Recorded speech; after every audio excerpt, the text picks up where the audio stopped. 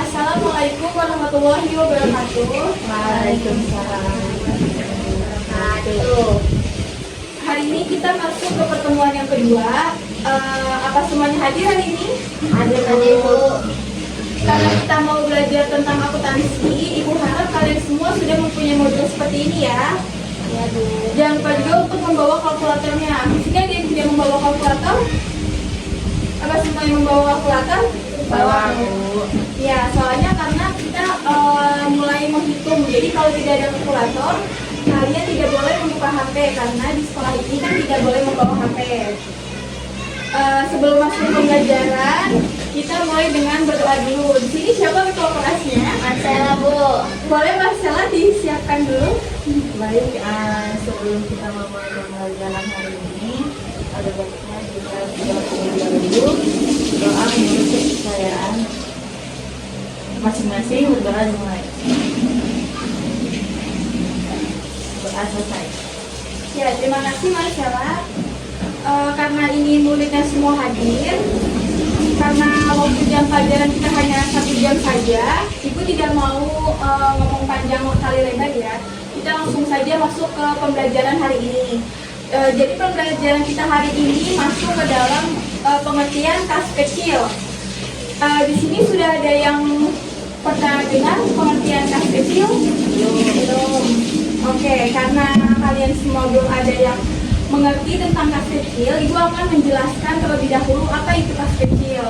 Dana kas kecil itu dana kas yang dibentuk secara periodik untuk menutupi pengelewatan yang sifatnya relatif kecil dan turun yang tidak ekonomis kalau menggunakan cek. Jadi dana kas kecil itu dia tuh lebih mudah, lebih cepat buat transaksi dibandingkan dana kas besar. Nah, dana kas kecil ini dia itu ada fungsi dan tujuannya. Jadi kas kecil itu nggak bisa sembarang orang bisa gunakan. Jadi di sini ada fungsi dan tujuannya. Fungsinya itu menghindari terjadinya alokasi pembayaran, yaitu contohnya misalkan perusahaan tuh tidak mungkin mengeluarkan biaya besar pada transaksi kecil atau sebaliknya. Jadi kalau perusahaan mengeluarkan kas kecil itu tanpa ada bukti cek itu tidak sah. Jadi harus ada bukti cek atau bukti transaksinya. Terus yang kedua ada mempercepat peraturan insidental. Fungsi kas kecil ini karena ada peraturan insidental, ini terkait dengan kegiatan pengambilan keputusan sebuah perusahaan. Dalam menjalankan sebuah perusahaan, pasti akan menghadapi persoalan yang membutuhkan penyelesaian secara cepat. Yang ketiga, ada membuat pekerjaan karyawan lebih ringan. Nah, sebelumnya yang tadi Ibu jelaskan, karena kalau tidak ada kas kecil, perusahaan akan bingung, dia akan mencari alokasi biayanya itu dari mana kalau tidak ada cek. Karena dengan adanya cek, perusahaan juga lebih cepat mempermudah untuk mengetahui transaksi-transaksi tersebut. Yang keempat ada solusi bagi masalah perlengkapan dalam perusahaan, yaitu fungsi kas kecil ini menangani masalah pembiayaan perlengkapan di dalam perusahaan. Contohnya kayak perlengkapan dalam perusahaan ya, misalkan contohnya seperti perlengkapan dalam perusahaan. Misalnya perusahaan mau membeli peralatan, kalau tidak ada bukti cek atau bukti struk, itu perusahaan tidak bisa menginput untuk data-data perusahaan. Jadinya kalau seperti itu kan nanti perusahaan tidak ada biaya masuk, biaya keluar untuk mengetahui biaya-biaya yang dikeluarkan oleh perusahaan. Nah, selanjutnya dana kas kecil juga ada karakteristiknya. Karakteristiknya itu meliputi pemegang kas kecil dalam perusahaan disebut sebagai kasir kas kecil. Yang kedua ada karakteristik kas kecil berikutnya adalah digunakan untuk membiayai transaksi kecil dan rutin setiap waktunya. Selanjutnya ada karakteristik kas kecil, yaitu jumlahnya telah ditentukan oleh pihak manajemen.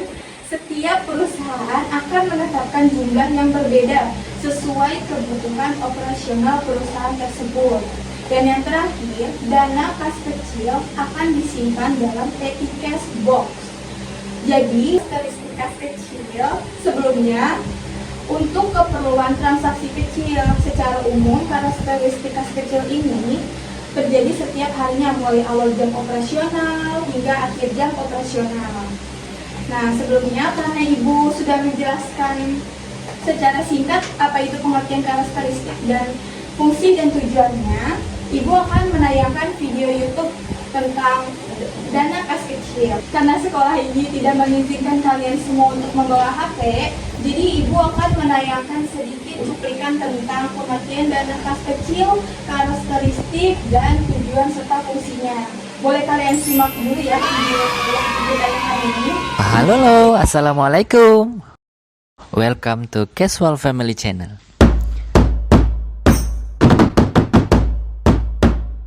Sebelum tonton video kita, jangan lupa like, comment, and share ya.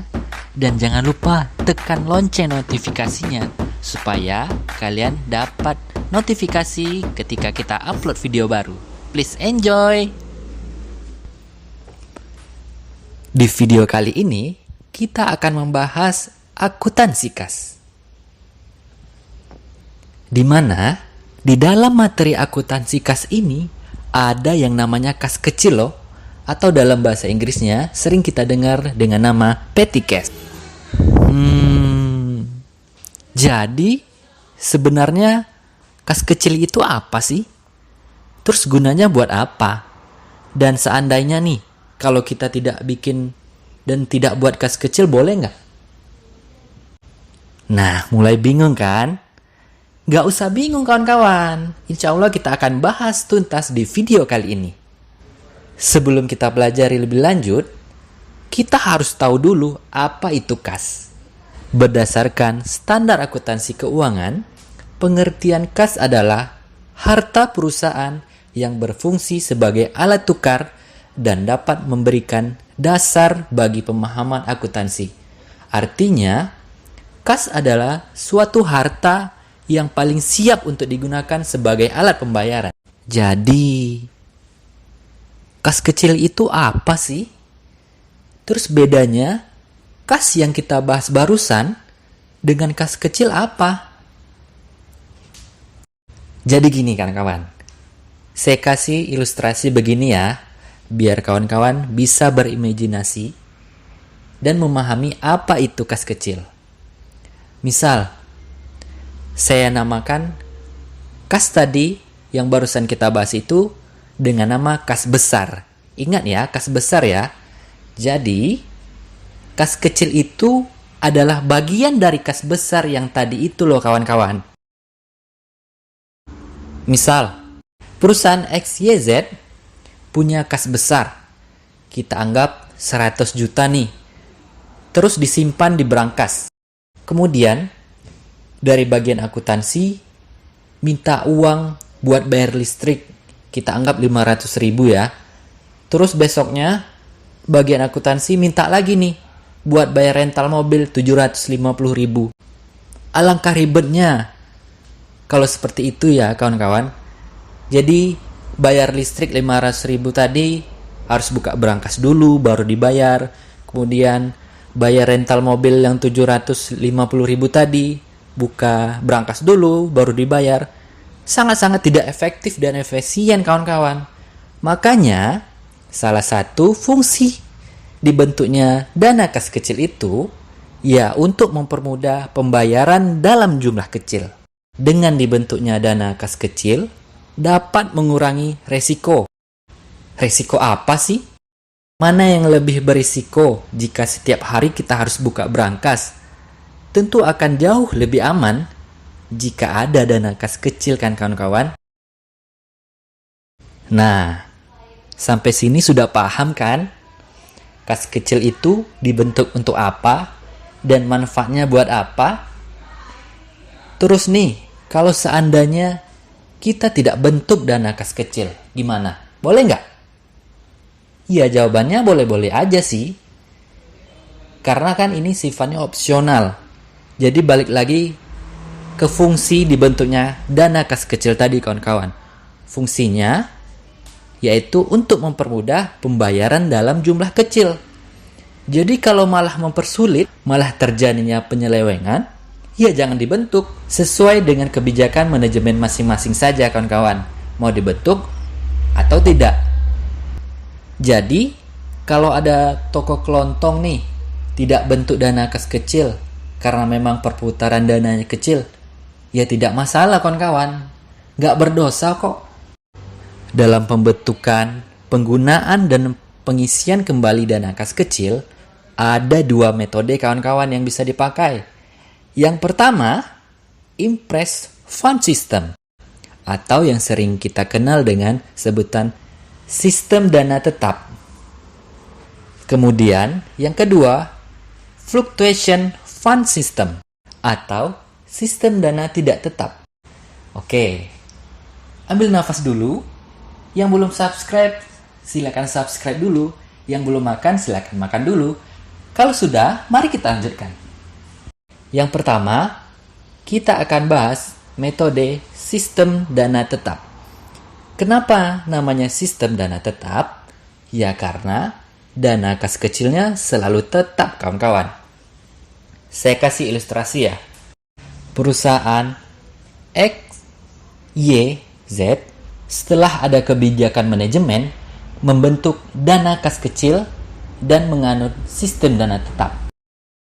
Pada saat pembentukan, manajemen membentuk dana kas kecil sebesar 5 juta rupiah. Kemudian dipakai untuk beberapa transaksi. Misal, bayar listrik 2 juta. Kemudian bayar rental mobil 1 juta. Karena sisa dana tinggal 2 juta, maka manajemen mengisi kembali dana kas kecil sebesar 3 juta. Loh, kenapa 3 juta? Karena manajemen menganut sistem dana tetap. Seberapa besar pengeluaran yang dikeluarkan melalui kas kecil, maka sebesar itu pula lah dana kas kecil akan diisi kembali. Dalam artian, dana kas kecil jumlahnya selalu konstan atau tetap. Jadi kalau dibentuk 5 juta, saldo akhirnya nanti juga 5 juta. Kemudian, kalau perusahaan menganut sistem dana tidak tetap atau fluctuation fund system, dana yang ada di kas kecil bisa saja berubah-ubah. Misalkan, di kasus perusahaan XYZ tadi, mereka membentuk dana kas kecil sebesar 5 juta rupiah. Terus dipakai bayar listrik 2 juta, bayar sewa travel 1 juta, sisanya tinggal 2 juta, sisa dana kas kecil. Terus, saat pengisian kembali dana kas kecil, manajemen bilang gini, karena kelihatannya bulan depan akan banyak pengeluaran, maka kas kecil diisi kembali senilai 4 juta rupiah. Nah, kan sisa dana kas kecil sebelumnya ada 2 juta nih. Terus diisi kembali sebesar 4 juta rupiah. Jadi, total dana kas kecil menjadi 6 juta rupiah. Sampai di sini sudah paham kawan-kawan?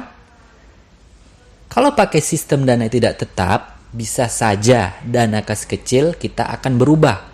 Bisa bertambah ataupun berkurang saat pengisian kembali. Tergantung kebijakan manajemen mau seperti apa.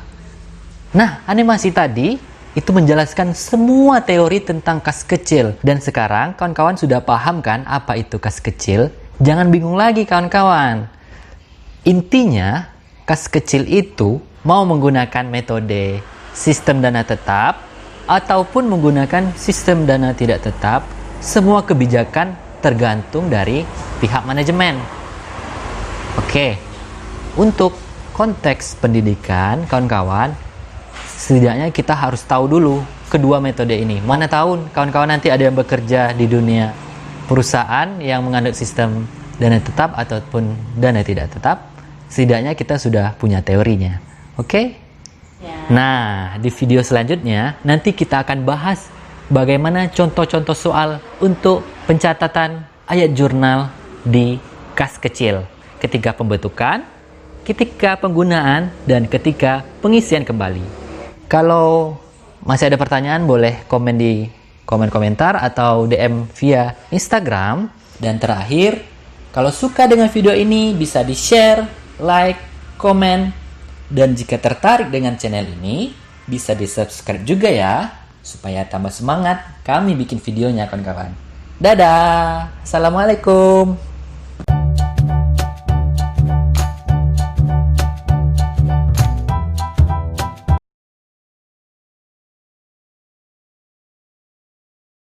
Oke anak-anak, gimana? Apakah kalian sudah mengerti dengan video yang ibu tayangkan barusan? Belum. Oke, karena kalian masih banyak yang belum mengerti dengan video yang ibu tayangkan barusan, jadi ibu akan memberikan kalian 5 soal. 5 soal ibu dikte ya, buat menambah wawasan kalian lagi atau pengetahuan kalian tentang materi pembentukan dan pencatatan dana kas kecil. Oke, disiapkan dulu ya buku tulisnya dan alat tulisnya. Ibu dikte 5 soal tentang dana kas kecil. Nomor 1. Apa yang terjadi jika suatu perusahaan tidak memiliki dana kas kecil? Ibu ulangi lagi ya. Apa yang terjadi jika suatu perusahaan tidak memiliki dana kas kecil? Yang kedua, apa yang menjadi dasar dari pembentukan dana kas kecil? Ibu ulangi lagi sekali lagi ya. Apa yang menjadi dasar dari pembentukan dana kas kecil? Yang ketiga, karena tadi di video tersebut ditayangkan tentang metode tetap dan metode berubah, jadi ibu akan memberikan soal tentang video tersebut ya. Bagaimana cara pembentukan dana kas kecil dengan menggunakan sistem impress fund method? Ibu ulangi sekali lagi ya. Bagaimana cara pembentukan dana kas kecil dengan menggunakan sistem impress fund method? Pertanyaan yang keempat, bagaimana cara pembentukan dana kas kecil dengan menggunakan fluctuating fund system? Ibu ulangi sekali lagi. Bagaimana cara pembentukan dana kas kecil dengan menggunakan sistem impress fund menggunakan fluctuating fund system. Jadi dia ada 2 metode ya. Yang tadi nomor 3 itu soalnya tentang metode saldo tetap. Yang nomor 4 itu tentang metode berubah ya. Jangan sampai kalian tertukar. Yang kelima, mengapa setiap perusahaan harus memiliki dana kas kecil? Ini yang tadi sudah ibu jelaskan di awal pertemuan ya. Tadi sudah ibu jelaskan apa itu fungsi, tujuan, dan karakteristik. Jadi kalian pasti udah pada paham dong. Ibu ulang lagi ya pertanyaannya.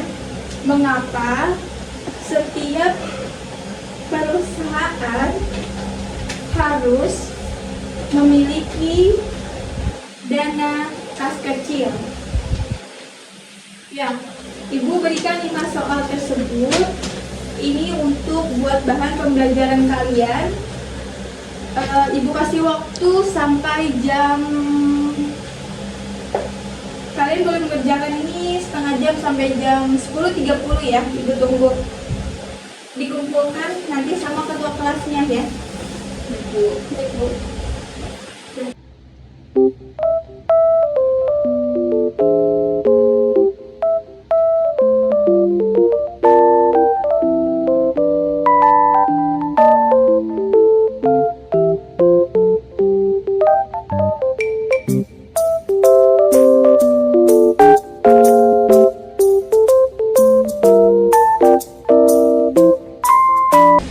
Oke, karena kalian semua sudah mengumpulkan tugas yang Ibu berikan tadi, Ibu mau menanyakan nih, masalah tadi yang sudah Ibu pikirkan soal nomor 3, metode tetap. Tadi kamu ngisinya apa?